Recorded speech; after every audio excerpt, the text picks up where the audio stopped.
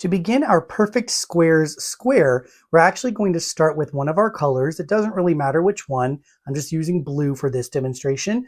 And we're going to create a magic ring. The way I like to create a magic ring is by taking the tail end of my yarn, wrapping it around 2 fingers 3 times,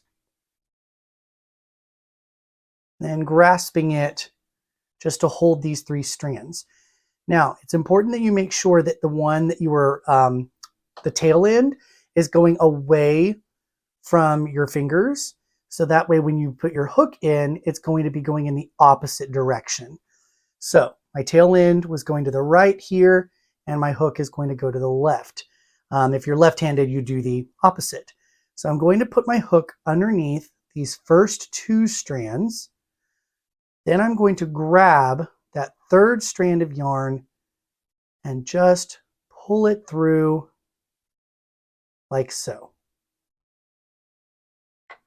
Then I'm going to gently grasp my ring with my right hand here, with my hook hand, and pull my fingers out. And then this forms my magic ring. If you find that this is a little bit too difficult, you can always just chain 2 and then work in that 2nd chain from your hook, what I'm about to show you. So in either case, you can do the magic ring or just a chain 2.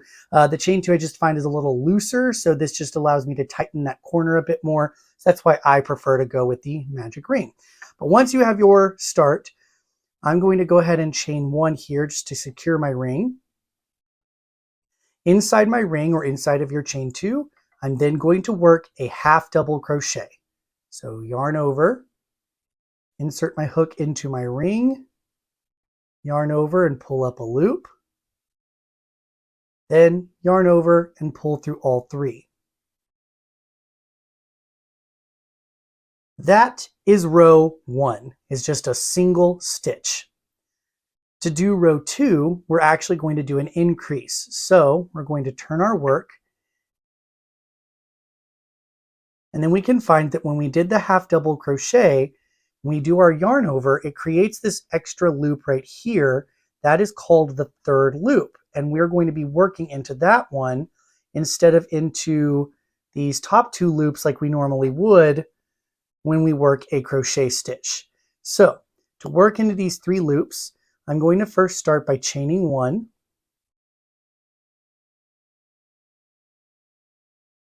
Then in that 3rd loop, I'm going to work 3 single crochets. So inserting underneath that 3rd loop here, yarn over, pull up a loop, yarn over, pull through 2. That creates my first single crochet. Then into that same 3rd loop here that my stitch is coming out of, I'm going to insert my hook under there, yarn over, pull up a loop, yarn over, pull through 2. That's 2 stitches completed. Then in that 3rd loop again, I'm going to insert my hook once more, yarn over, pull up a loop, yarn over, yarn over and pull through 2, except that because I'm now about to transition to another color, so this is something I want to show you. For my example, I'm doing 2 rows in one color, then the next 2 rows in the next color.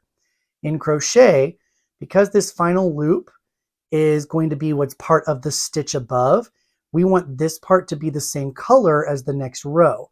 So rather than pull through and finish my stitch with that last pull through, I'm actually going to grab my next color and instead use that to pull through and finish that last stitch. Because now that 3rd single crochet is complete, but then when I turn to work my next row, my new yellow color here is part of that next row. So I don't have to do any weird blue like thing that's going here on the side. If you want to, you could also, there are techniques I know, I'm not going to show that in this video just because otherwise this will take too long, where you can go ahead and just transition the different colors each row. I believe they do that a lot in mosaic crochet. But for this pattern, I found it was easier just to go ahead and pull through the new color in that last stitch. All right, so for this third row, we got our new color here. What I'm going to do is chain 1,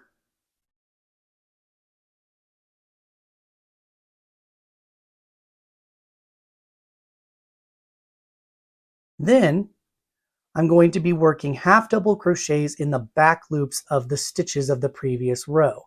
So in this very first one, I'm going to work a half double crochet just in that back loop of that single crochet. So that's the one that's back here away from us. Insert my hook, yarn over, pull up a loop, yarn over, pull through 3. Now, normally we would increase by putting 3 stitches into the back loop of this one, but I found that that made this back loop very stretched. So instead we're going to do an alternative type of increasing where we're actually going to be placing stitches between these 2 stitches. So what I mean by that, and what I try to explain in the pattern as well, is that you're going to be inserting your hook into the back loop of both the stitch that you just worked and the next stitch you're going to be working into. So in this case, this is the one I just worked, and this is the one I'm going to be going into next. So I'll half double crochet into both of those loops at the same time.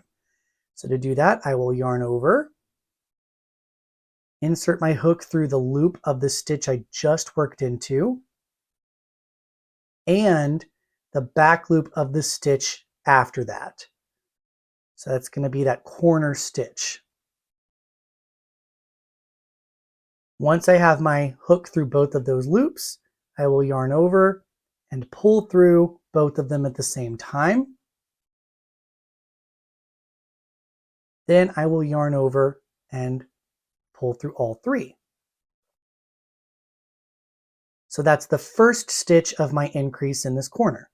The second stitch of the increase is going to just go into just the back loop of that stitch. So it's going to be a little tight and can be a bit difficult to see. But if you follow where your stitch comes out of, you can see that this loop right here and this loop right here will be next to each other. This is the one that was part of the one we worked here. This one to the left, or if you're left-handed, the one to the right, is going to be that next back loop. So that's the one I'm going to be working into in that small little gap right there. So I'm going to do my half double crochet, yarn over, go through just that back loop, through that gap, yarn over, pull up a loop, then yarn over and pull through all 3. That's the second stitch of this corner increase. For the third stitch of this corner increase, we are going to do another one where we work between the stitches. So the stitch we just worked into is going to be the loop that I first insert into. Then the back loop of the next one is the one I will insert into second. So I will yarn over, go through the back loop of this stitch that I'm worked into already, and kind of turn my hook here and go through the back loop of the next stitch. So I'm through both of those loops. I will then yarn over and pull through both of those loops at the same time. Then yarn over and pull through all 3. I have now finished doing my corner increase, and we can kind of stretch and see that we've got this stitch here, right here between these 2 stitches, this stitch in the middle that's coming out of the back loop of that corner stitch, and then this stitch that's in between these 2 stitches. Well, it will be once we make this last one. And that's going to be able to increase without creating a huge stretch on that back loop. As you can see, we were able to fit those 3 stitches nicely here. Then we're going to have one more stitch to work, and that's going to be in the back loop of this last stitch, which incidentally is part of the one we did when we did this increase. So just like that one before, we're going to have this kind of smaller gap right there. We follow our stitch, we can see this loop that it's coming out of. That was the first one. This second one is the one we want to go under for our final stitch.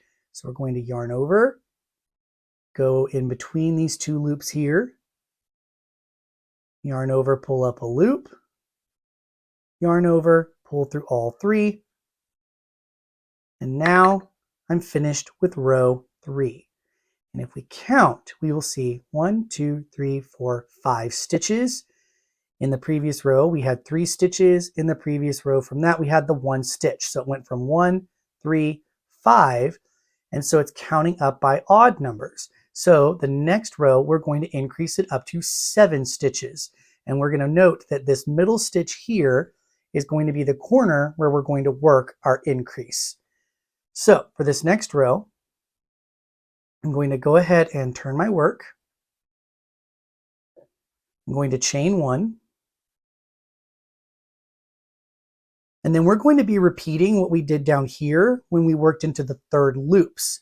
But this time when we do our increases, we're going to increase like we just did on the previous row. And I'll show that here with the 3rd loop. So the first one is going to be this 3rd loop that's right here. So that's going to be where I work my single crochet. So on the wrong side rows, we're going to be working single crochets into these 3rd loops. So I'm going to insert my hook into that 3rd loop, yarn over, pull up a loop, yarn over, pull through 2. And then I'll do that same thing in the next one. So we haven't quite reached the corner because the corner is this center one and there's 2 on either side here. So I need to make a 2nd stitch first before I get to the corner. So go to that 3rd loop, pull up a loop, yarn over, pull through 2. Now to increase in this 3rd loop here, we're not going to put 3 stitches into that 3rd loop. Again, that's going to stretch it and make it a little bit more wonky. So instead, we're going to do the same method where we work essentially between the stitches. So this 3rd loop that we just worked into, we're going to insert our hook into that loop again. Then kind of turn our hook and go under the 3rd loop of that center stitch. Now that I'm under both loops at the same time, I can yarn over and pull through both of those loops. Yarn over, pull through 2 to complete my stitch. So that's the first of my increase. My next stitch is just going to go into that 3rd loop itself. So if I follow my stitch path from my hook down the legs of the stitch, it's coming out of this loop. And the loop next to it was the 2nd loop. That's the one I want to go into because that is the 3rd loop of that center stitch. Yarn over, pull up a loop, yarn over, pull through both loops on my hook. That's the 2nd stitch done. The 3rd stitch of my increase, we're going to work between the stitches again. So again, I'm going to follow my path here, go into the 3rd loop of the stitch that I've already worked into, and turn my hook to go underneath the 3rd loop of the next stitch. Then yarn over, pull through both of those at the same time, then yarn over, pull through 2. All 3 stitches have now been placed for my increase in this corner. I now have 2 more stitches to work on this other side. We had 2 stitches on this side, so we'll need to work 2 stitches on this side. The first one is going to be the 3rd loop of this next one. So remember that we did work an increase here and into that. So we want to go into this one right here on its own to create that next stitch. And then we will have 1 more 3rd loop to work into. So this one can kind of be a bit tricky because there's a lot of like these different random loops. What you want to do is if you can kind of turn your work towards you here, we can see this line of V's. Those are the tops of those half double crochets. So this is the top of this half double crochet. And the 3rd loop is just the loop that's right behind it. So it's this one right here. So that's what I'm going to insert my hook under when I make this stitch. Insert, yarn over, pull up a loop. But now I'm going to work the next color on the next row. So rather than complete my stitch here with the yellow, I'm going to drop it towards me because this is the wrong side of my work. And I want to keep all the loose strands to the back here. And then going to pick up my blue yarn. I'm just going to gently yarn over and pull it through. Now I don't want to pull it too tight. I don't want to warp it. It's just going to kind of carry across here. And then we will deal with covering that up later when we do the border. All right. I will then turn my work and then essentially just repeat what I just did on those last 2 rows, but this time in the blue color. So I can go ahead and chain 1. And I'm going to half double crochet in the back loop only across the next 3 stitches, because it's going to be 3 on this side, 3 on this side, 1 in the middle. So back loop only, half double crochet 3.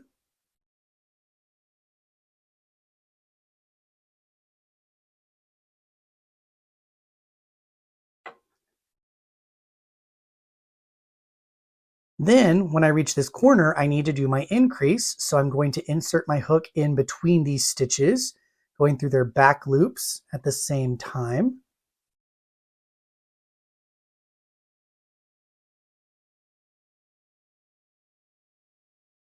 Then work a half double crochet into just the back loop of that center stitch, which will be this small gap that's right here between these 2 loops.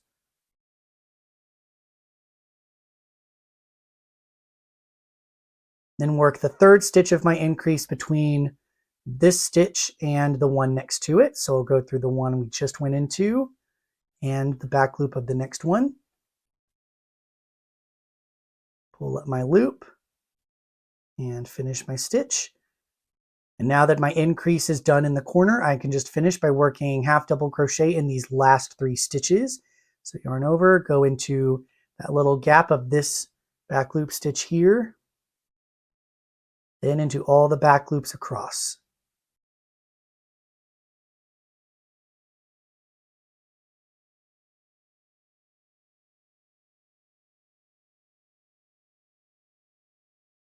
And now row 5 is complete. And then row 6, we're going to turn and chain 1. And then working in these 3rd loops only, we're going to single crochet around along one side, increase in the corner, and then single crochet 3rd loop only on the other side. In this case, there should now be 4 stitches to go into. So here's 2, 3, 4, and then I'll work my increase by going between the stitches of the 3rd loop here, then working into the 3rd loop of just the center stitch, then increase on the other side here by going through the 3rd loops of these 2 stitches here, then finish with these last 4 single crochets in the 3rd loop.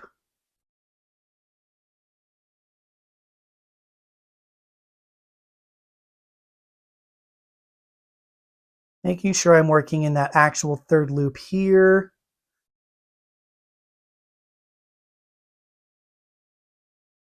And also that I finish by dropping my strand of yarn towards the wrong side, towards me, picking up my next color, and finishing that row, or that last stitch of the row with this new color so that I start on the next one. And so, as you can see, it's a bit of a mess when you look around it, but if you just focus on this part itself, we are increasing our square by adding the next odd number in the sequence. So we started with 1, then 3, then 5, 7, this row will have 9, this one will have 11, the next one will be 13, then 15, 17, etc., all the way until our square reaches the 12-inch by 12-inch size that we need for our Moogly CAL squares. So I've got a bit to work up. But before I finish that up, one thing I want to point out is if you did do a magic ring like me, at this point, once this is well established, I can go ahead and just tighten that ring. And it creates that corner there for me. Okay, so go ahead and work up the remainder of your square, and I will work up the remainder of mine, and then I will meet you back to talk about how to form the border.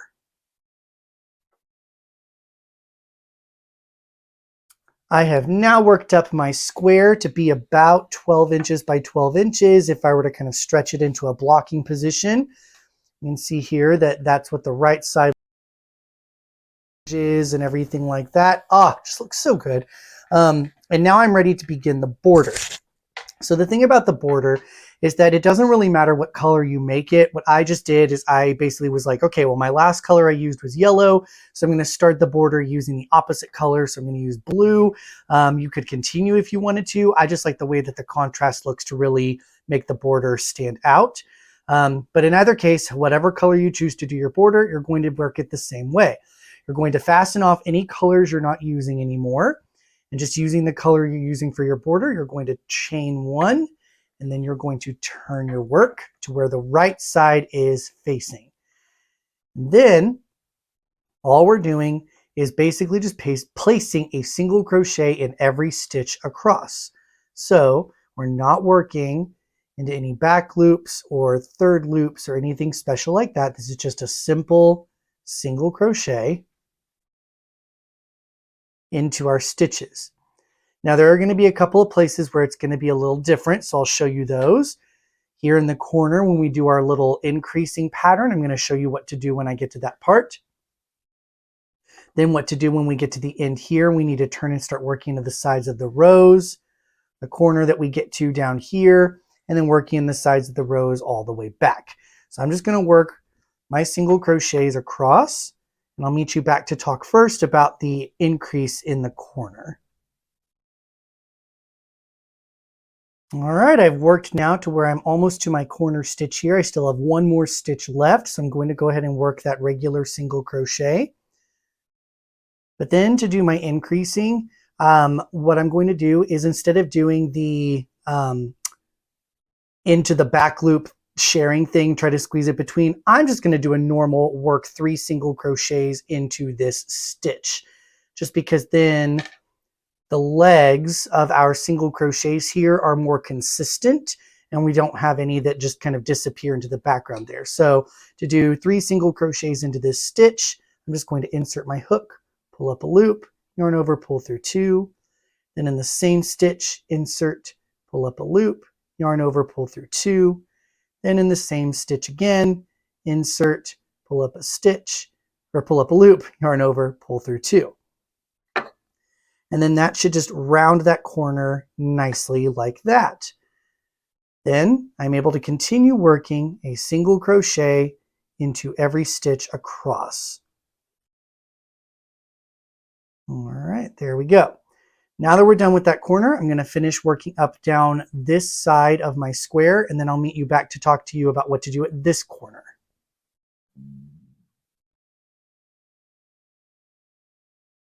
Okay, I've worked now to where I have 2 stitches left in my row, so I'm just going to work this next single crochet like normal. And then in this last one, we're going to do the same thing that we did over here, where we will work 3 single crochets into this last stitch so that we can round our corner.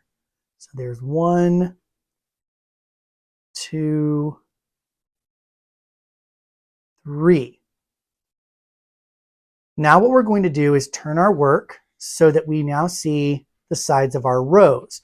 So because we alternated between a half double crochet and a single crochet, and the single crochets are in those third loops, it kind of sticks down. I found that it was just fine putting 1 stitch into the side of each row, and that didn't pucker or anything like that.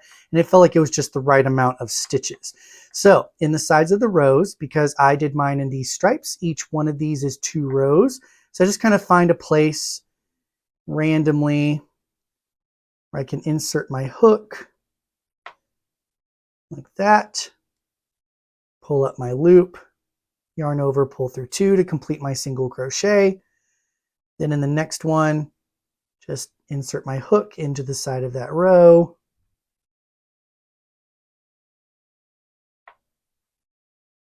It's a little tight. There we go. Pull up my loop, yarn over, pull through 2, and that's done. And then I just do the same thing into the next 2 rows, this time of my blue stripe.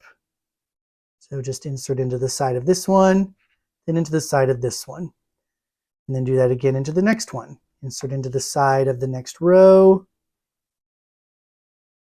single crochet, and then into the side of the next row, single crochet. And then you're just going to do that into the sides of every row. It's not an exact science, just kind of stick your hook where it feels like it works, and you're getting 2 inches into the stripes, or 1 inside of each row. And then when we get to the end here, we get into this last set of rows, I'll meet you back up to talk about that corner. Okay, I am now here down at what kind of looks a bit like a mess, but that's just because we had that single half double crochet and then that single row of 3, and then we've got these last 2. So it's still going to work the same way. We're still going to work 1 single crochet into the side of this second to last row. And then here where I had my magic ring, that's actually going to be where I insert my next corner stitches. So instead of doing just 1, I'm actually going to do 3 stitches into my magic ring, or the chain if you started off with a chain. In either case, you're still going to do 3 single crochets in that corner. Oh, sorry, knocked my camera there. And then we're going to go over here to the sides. And this is the side where I had my yarn color changes. So I've got all these different kind of wraparounds and things. All I'm going to do is when I work my single crochets into the sides of the row, I'm just making sure I'm wrapping them around both of these strands of yarn so that they're tucked inside of the stitches to kind of hide them a little better. So in the side of this second row here, I go ahead and do my single crochet. And then here I would have these yellow ones, but I've got kind of a bit of a gap here. So I'm actually going to go ahead and put just a random single crochet here just to kind of fill in that space. The number doesn't have to be exact as long as the border just looks clean. Okay, now that I've done that, I'm ready to start working in the sides of these rows, making sure I'm wrapping around the strands of my color changes there.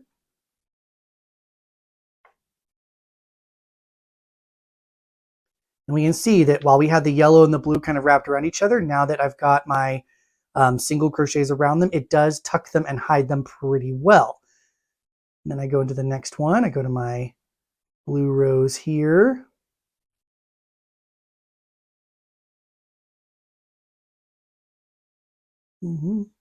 Around everything, single crochet, around everything, single crochet. And then I just keep doing that into the side of every row across. Oops, accidentally only grabbed the strands there.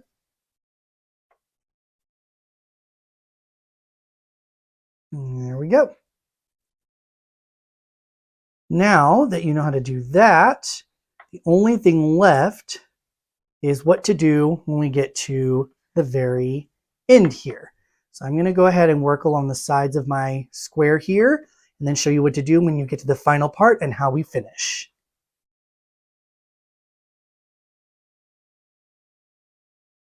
All right, I've worked along my side here, and now I've got my last 2 yellow rows here. So I'm just going to go ahead and work into the sides of those.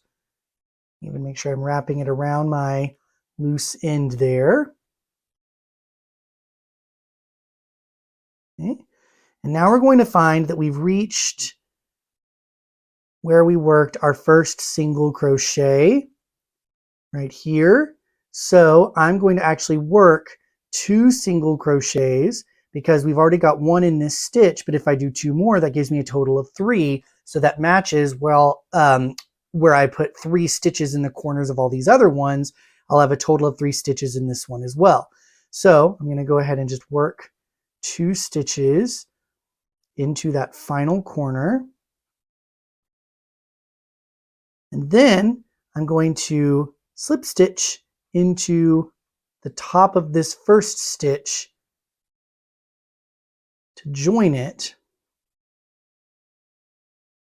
And then I'd be able to fasten off, pull it through, tighten that. And then all I would have left to finish my square off is to weave in my loose ends at the beginning and end. And because I did my color changes the way that I did, I don't have any other loose ends to do besides the 2 at the beginning and the 2 at the end here. Then, after you're done with all of that, you will then want to pin it to a board of some kind, like a blocking board, or like to your ironing board or something like that, where you can just like stretch it and put it into place. And then because we used an acrylic yarn, we can gently steam it to get it to relax those stitches and really fall into shape. Or if you want to do a full-on wet block, you can soak it, then, you know, squeeze out all that water and then pin it to the board and then get the same results as it dries. But in either case, you are now done. I'm going to just kind of zoom out here so you can see what my full final square result looks like. And there we go. So we now have our nice, perfect square. And I'm definitely going to make sure that I block it. And you'll, of course, have seen all the results on the beginning where I show like all the pretty pictures and everything like that. But I do appreciate that you stuck around with me to make this square. I'm, again, very honored that Tamara asked me to participate in the Moogly CAL design. I'm really excited about this one this year, and I hope you are too. If you liked this tutorial and you want to see more from me, then feel free to go ahead and give this video a like and make sure that you subscribe to my channel. Anyway, thank you very much, and I hope you have a wonderful day. Bye.